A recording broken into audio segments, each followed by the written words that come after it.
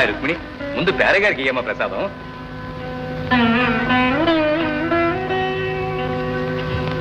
శీఘ్రమే కళ్యాణ ప్రాప్తిరస్తు.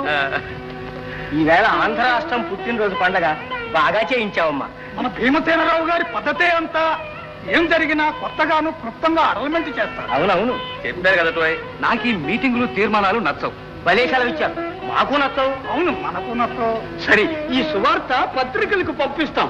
శ్రీ శ్రీ దివాన్ బహదూర్ భీమసేనరావు గారి ఇదిగో ఇంట్లో. పేరయ్య, ఈ ఆ బ్రిటిష్ వాళ్ళతో పాటే బిరుదులు కూడా పోయాయి కానీ ఇక వాడకండి. భలే సెలవు ఇచ్చారు, ఇక వాడు.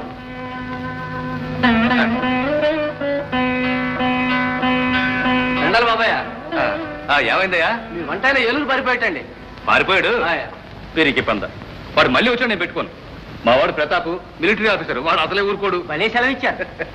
అమ్మ రుక్మిణి, పట్నం నుంచి మంచి వంట మనిషిని అర్జెంటుగా తీసుకురమ్మని మన సలహాలు నాకు టెలిగ్రామ్ ఇచ్చాను. ఎవరు? పట్నంలో సలహాల బాబాయ్ గారికే.